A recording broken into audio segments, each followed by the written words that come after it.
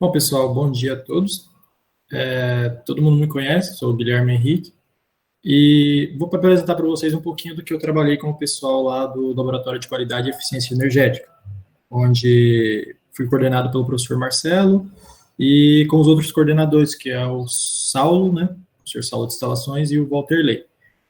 Bom, eu só queria falar um pouquinho do que eu apresentei na outra sessão técnica, que foi sobre a estação, a rede LoRa, e o professor sempre pede para a gente continuar e tentar continuar até a gente atingir um bom trabalho a nível de TCC, projeto 2, essas coisas. O que não ocorreu porque eu não consegui trazer os meus componentes, o fluiômetro, e, enfim. E eu busquei algum outro tema interessante que eu estaria trabalhando, que eu trabalhei no início desse ano e no final do ano passado, que foi sobre a degradação dos painéis fotovoltaicos. E eu vou apresentar para vocês um pouco do que nós apresentamos e entregamos no nosso relatório e produto final.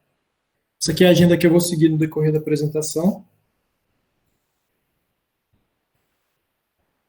Bom, o nosso projeto ele está inserido em um contexto, que é resolver algum problema ou analisar algum problema, algum objeto, algo do tipo, dentro da sociedade.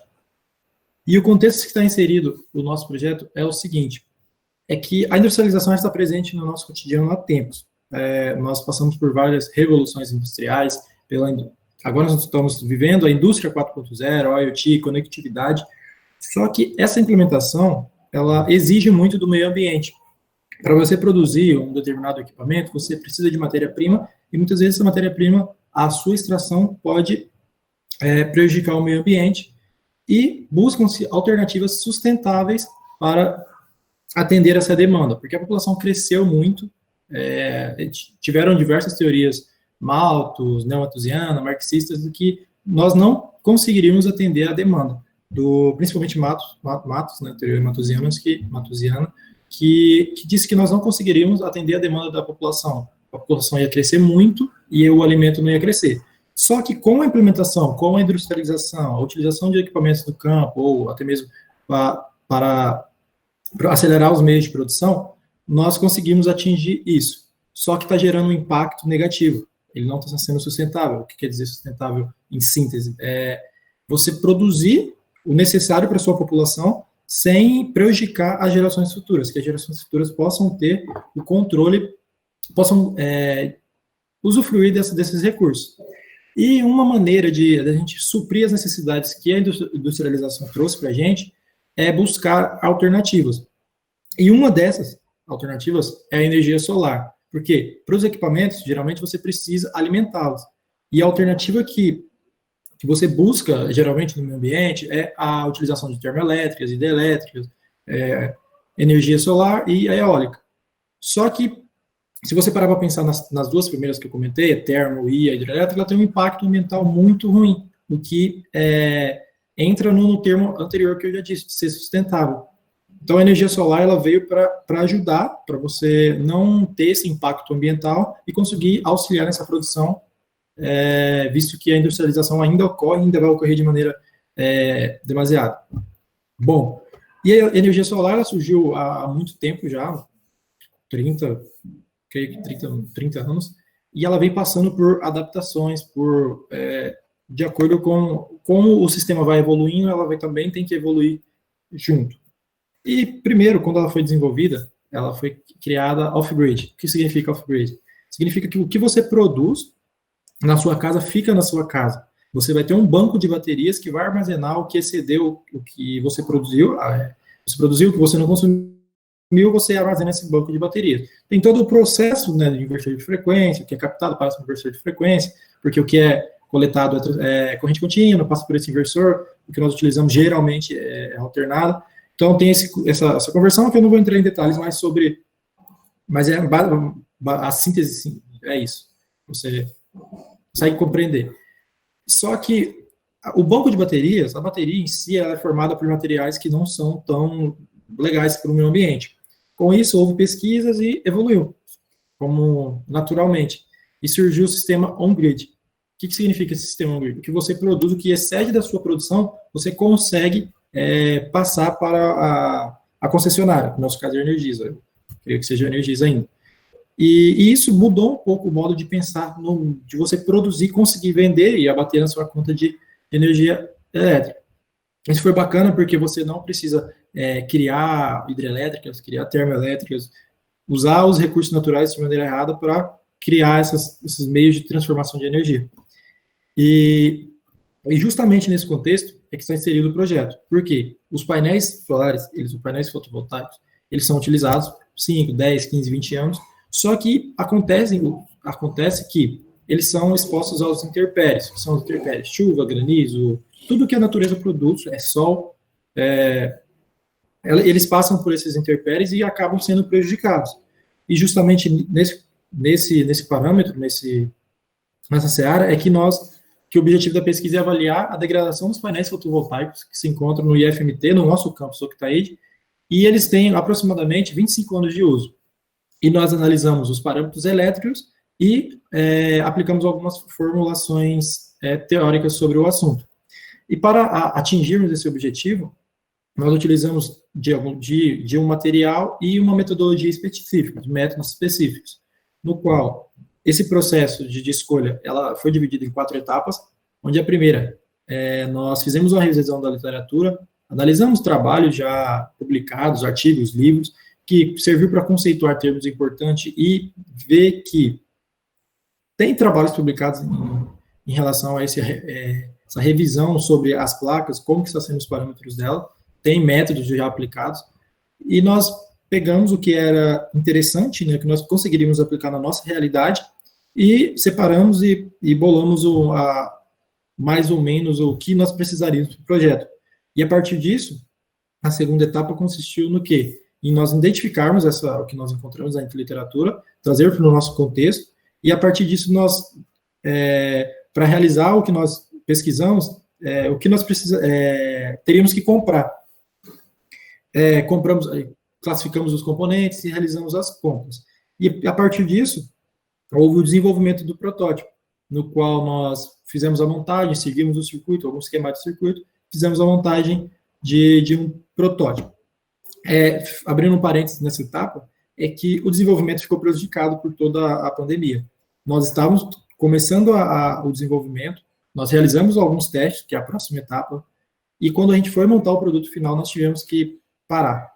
Então, nós continuamos as pesquisas home office, né, como passamos por os processos de adaptação, só que o protótipo em si ainda não foi desenvolvido. A etapa 4, ela consistiu no quê? Nos testes e análise do que nós construímos. E foi bem importante porque, com esses testes, nós chegamos a alguns resultados, no qual esses resultados eles se dividiram em 2 etapas. 3, na verdade, mas uma ela foi menor e eu preferi trazer 2 que dá para trabalhar um pouquinho mais sobre elas. O primeiro resultado que nós obtivemos foi a partir de uma visualização a olho nu, que foi a degradação visual, que elas podem, como eu já disse, elas podem ser observadas a olho nu, e que nós conseguimos coletar o quê? A delaminação, corrosão, a descoloração, quebras, entre outros, que é acúmulo de sujeira e entre outras coisas. E qual que é o modelo? Eu já trouxe o modelo para vocês do painel que foi utilizado, é o policristalino da Siemens, que é o modelo SP, que ele consegue produzir 21,7 volts e 4,4 ampere. A potência dele é de 75 watts, salvo engano. E aqui vocês podem ver o objeto de estudo nosso. Se vocês observarem, quem fez princípio já, ela fica lá naquele lugar das torres ali no nosso departamento. A gente subiu lá, eu lembro que os meninos também subiram, a gente foi analisar as torres já instaladas, e eles ficam lá, eles não estão sendo mais utilizados para essa produção, estão lá parados. Nós resolvemos pegá-los e efetuar esses estudos. O que você pode ver no retângulo vermelho é que há um acúmulo de sujeira, o que é prejudicial, porque pode aumentar a resistência e isso prejudica a produção, a transformação de energia. A descoloração das células, a realização, se transformam em bolhas futuramente, o que também é prejudicial. E a ruptura das trilhas, né, o que também atrapalha para você produzir e levar até a residência. E a partir dessa análise visual, nós podemos realizar a análise dos parâmetros elétricos, para que nós possamos traçar a curva de corrente versus tensão. E o método utilizado para realizar essas medições do circuito, da placa, foi o método da carga eletrônica. Eu vou mostrar como se comporta esse circuito, como que é a montagem dele no esquemático a seguir. Bom, esse aqui é o esquemático da ligação, no qual nós utilizamos blocos, né? Nos separamos em blocos, eu vou explicar um pouco cada um deles. O circuito temporizador, ele consiste em um capacitor e um resistor, eles são em paralelo, e aqui nós calculamos a capacitância desse circuito temporizador baseado na resistência interna do nosso painel, porque ele vai demorar um tempo para carregar e descarregar para atingir a tensão de gate do próximo módulo que eu vou explicar a seguir, que é o MOSFET IRF 740, que é um MOSFET de potência, que é um transistor de potência, no caso. Que ele serve como, vamos dizer assim, explicando mais sucintamente, ele é um interruptor, uma chave. E é exatamente o que nós precisaríamos para realizar as medições, porque o painel vai carregar, ele tem 21 volts, e nós precisamos medir em um determinado tempo essa descarga dele, e o microcontrolador vai realizar essas medições. Só que eu vou explicar um pouquinho mais a seguir. Temos o divisor de tensão, por quê? Nós precisamos reduzir essa tensão porque a tensão está em 21, variando bastante, nós precisamos reduzir até 5 volts, porque é o valor que consegue ler, a porta do microcontrolador consegue ler. Então, nós limitamos, fizemos os cálculos dessas resistências até chegar num valor legal para o controlador conseguir realizar sua leitura. O próximo foi utilizado um sensor de corrente, que ele consegue trabalhar tanto em contínua como alternada. No caso, nós utilizamos ele em contínua, porque a produção vem em contínua. E também há essa adaptação para que ele consiga ler, ser lido, o valor lido ali ser passado para o controlador. Tudo isso é realizado no código. E o próximo passo foi a configuração do controlador. Aqui eu gosto bastante de dizer que, primeiro, eu fui chamado para o projeto, ele já estava em andamento. Quando eu fui chamado, eles estavam com dificuldade em realizar essas medições e queriam saber se utilizaria o PIC, se utilizaria o ESP, se utilizaria o Arduino. E eu falei, eu conversei bastante com o Thiago sobre utilizar o ESP. Só que eu tive dificuldade, até comentei até com o próprio Thiago também, nessa leitura, essa variação da porta no ESP32. A porta analógica dele tem uma variação enorme. Então, nós demos um passo atrás entre aspas. Por quê? Porque o ESP ele possui uma capacidade de processamento maior, ele tem seus benefícios, conectividade, e nós voltamos para o Arduino, que também é uma placa legal, que nós já trabalhamos bastante, tem seus benefícios, e nós optamos por utilizá-la porque ela não tem, a variação é menor, nós conseguimos corrigir essa variação com uma modulação, equacionamento matemático, conseguimos corrigir, e atendeu legal as leituras que nós necessitamos. Nós fizemos a leitura de 100, fizemos uma amostra de 100, pegamos uma amostra de 100 vezes, né, 100 registros, e atendeu. O limitante foi passar isso para o computador, que no caso, a leitura da porta serial. Nós tivemos que utilizar o processing, o PLX DAC, então, o que limitou essa quantidade de leitura foi o software para ler a porta serial em si. Bom, e, por último, mas não menos importante, temos o módulo FV, que é o fotovoltaico que nós utilizamos, que eu já disse o modelo lá atrás, que é da Siemens, o SP75. E, a partir desses valores que nós coletamos, em função desses valores obtidos, é possível plotar a curva I, corrente tensão, e potência tensão. O que vocês podem ver é que nós temos que comparar ela com essa curva retangular, em preto. Por quê? Essa é a curva que vem no datasheet. Então, quanto ela estiver mais próxima, as outras curvas estiverem mais próximas dessa curva, curva entre aspas, que é um retângulo, está mais próximo do que vem no datasheet. Então, se vocês percebem que há uma certa discrepância, uma diferença entre os resultados. Bom, aqui são os dados que nós medimos, né? Corrente, tensão, fator de forma. O fator de forma, é importante eu explicar para vocês, que quanto maior esse fator de forma, quanto mais próximo vamos dizer assim, de 1, melhor o seu painel. Porque isso é a quantidade de potência que vai sair do seu painel o quanto capta e é transformado em potência, no caso, e ele consegue passar para o restante do circuito. E você percebe que há uma diferença de 20% em relação aos valores que foi lido e o valor do datasheet.